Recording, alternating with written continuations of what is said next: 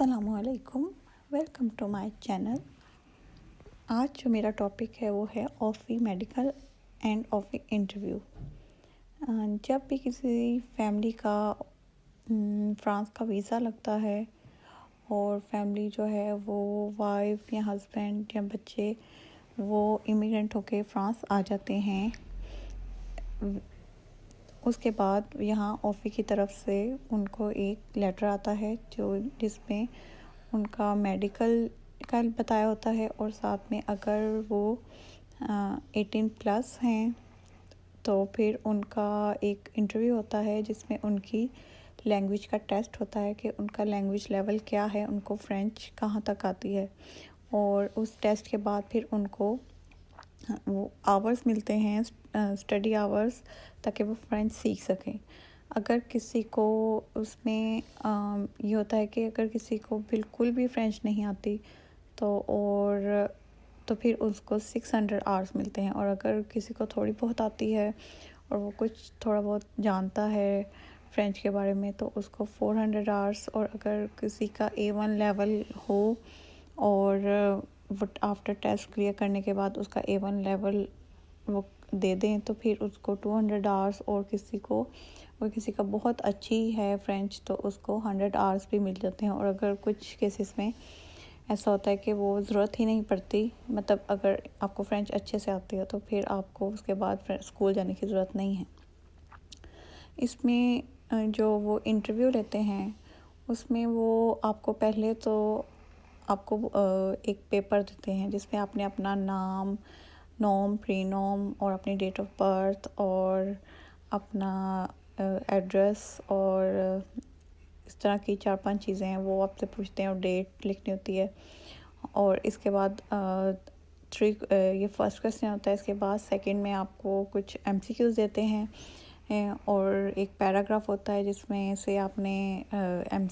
जिसमें next page पे MCQs होते हैं जिसमें से आपने चूज़ करना होता है।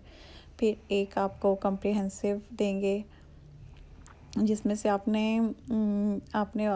एक आपको पैराग्राफ देंगे जिसके बारे में आपने डिटेल बतानी है, मतलब आपसे वो क्वेश्चन करेंगे कि आप इस सिचुएशन को एक्सप्लेन करें।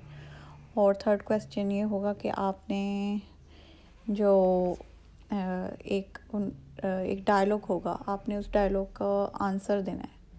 मतलब एक फ्रेंच में आपसे डायलॉग पूछा जाएगा कि कैसे हो, क्या कर रहे हो, या मेरे साथ चलोगे, या फ्रेंड के बीच में या किसी के बीच में, और उसका आपने आंसर देना है। ये 3 क्वेश्चन होते हैं और आपकी थोड़ी सी इंफॉर्मेशन होती है।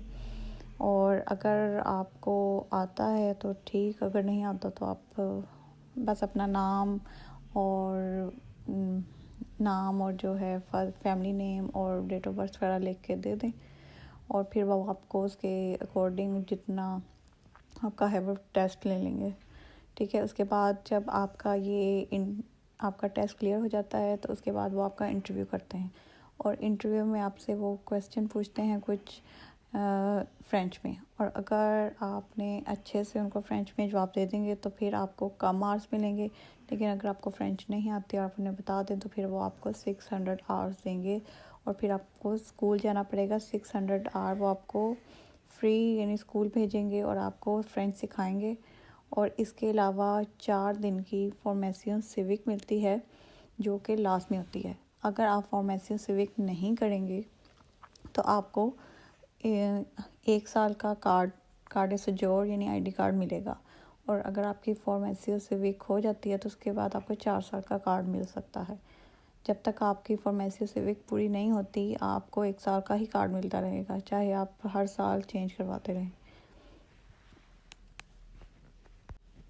और ये सब फ्रांस आने के बाद बहुत ज़्यादा ज़रूरी होता है, आपका इंटरव्यू, और इसके अलावा आपका एक ऑफ़ी की तरफ से मेडिकल होता है जिसके बाद वो आपका वो एक्सरे लेते हैं, और उसके अलावा आपसे पूछते हैं वैक्सीनेशन, आपका वैक्सीनेशन चेक करते हैं, आपका हाइट, आपका ब्लड प्रेशर, आपका वेट, आपका सब कुछ चेक करके, और फिर वो आप में अगर पूछते हैं आपको कोई डिज़ीज़ तो नहीं है, और फिर आपको एक रिपोर्ट तैयार करके आपको दे देते हैं और उस पर स्टेप लगा देते हैं। और ये ऑफ़ी मेडिकल भी आपके लिए आगे प्रीफेक्चर में आपको काफ़ी काम आता है, और भी जब आपने काफ से अपना काफ में अपना रजिस्टर्ड करवाना होता है तो तब भी वो आपसे ऑफ़ी मेडिकल मांगते हैं, क्योंकि ऑफ़ी की तरफ से मेडिकल होगा तो आपकी काफ की फ़ाइल वहाँ पे अनलॉक होगी। अदरवाइज़ आपकी फ़ाइल वहाँ पे अनलॉक नहीं होगी। वो तब तक आपको काफ की तरफ से कुछ नहीं मिलेगा, आपको या आपके बच्चों को, जब तक आपकी वहाँ पे का फ़ाइल जो है वो मतलब ऑफ़ी की तरफ से क्लियर नहीं होगी। और इस और ये सब चीज़ें ये दोनों चीज़ें फ्रांस आके बहुत ज़्यादा ज़रूरी होती है, क्योंकि बहुत से लोगों को इसकी इन्फॉर्मेशन नहीं होती और कुछ लोगों को लेटर नहीं आता ऑफ़ी की तरफ से, और ऑफ़ी मतलब नहीं उनको पता चलता या कुछ भी है केसेस में, तो आप ख़ुद उनको रिमाइंड करवा दें, उनको मेल कर दें कि हमारा मेडिकल दें या हमारा इंटरव्यू लें, हमें स्कूल दें, क्योंकि ये सब होगा तो फिर ही आपको यहाँ पे एडजस्ट कर सकते हैं। और फॉर्मेसियो सिविक तो बहुत ही ज़रूरी है। वो 4 डेज़ में आपको फ्रांस के बारे में सब कुछ बताते हैं और उसके बाद एक सर्टिफिकेट मिलता है आपको, और वो सर्टिफिकेट आपने प्रीफेक्चर में देना होता है और आप काफ में भी दे सकते हैं। इसके अलावा जो मेडिकल है वो भी आपके लिए बहुत ज़रूरी है, और अगर आपने वैक्सीनेशन नहीं होती तो फिर वो आपकी वैक्सीनेशन भी कर देते हैं। वो आपसे एक फॉर्म वगैरह भी फिल करवाते हैं, और कब कुछ लोगों और बच्चों का भी मेडिकल लाजमी है, लेकिन बच्चों को क्योंकि बाद में उनका इंटरव्यू इसलिए नहीं होता क्योंकि उन्होंने स्कूल जाना होता है, बाद में उनका एडमिशन स्कूल में होता है। और लेकिन बड़ों के लिए इंटरव्यू ज़रूरी होता है, क्योंकि वो ज़ाहिर है उन्होंने स्कूल में नहीं पढ़ा था, या वो जहाँ से भी आए होते हैं वहाँ पे फ्रेंच उनकी लैंग्वेज नहीं होती। बच्चों ने तो स्कूल जाना ही है, लेकिन हमारे लिए तो फ्रेंच लैंग्वेज सीखना ज़रूरी है, इसलिए वो आपको घंटे देते हैं ताकि आप कुछ ना कुछ सीख लें उसमें। फिर इसके बाद आपका टेस्ट होता है। लेकिन अगर आप B1 कर लें तो इसमें आप नेशनलिटी के लिए भी अप्लाई कर सकते हैं और आपको 10 साल का भी रेजिडेंस कार्ड मिल सकता है। उसके लिए B1 ज़रूरी हो गया है। और अगर आप A1 क्लियर करते हैं तो मतलब उसमें है कि आपका मतलब आपको सर्टिफिकेट मिल जाएगा, वो भी आपके लिए ठीक है, लेकिन उससे आपको मतलब आपका 10 साल का नहीं मिलेगा, लेकिन अगर जब तक आप B1 क्लियर नहीं करते। ये सब आपको अगर आपने ये सब ऑफ़ी मेडिकल और ऑफ़ी इंटरव्यू के बारे में इंफॉर्मेशन है, और अगर आपको कुछ और इन्फॉर्मेशन चाहिए तो आप कमेंट्स में मुझसे पूछ सकते हैं। और वीडियो को लाइक करें और शेयर करें, और थैंक्स फॉर वॉचिंग वीडियो।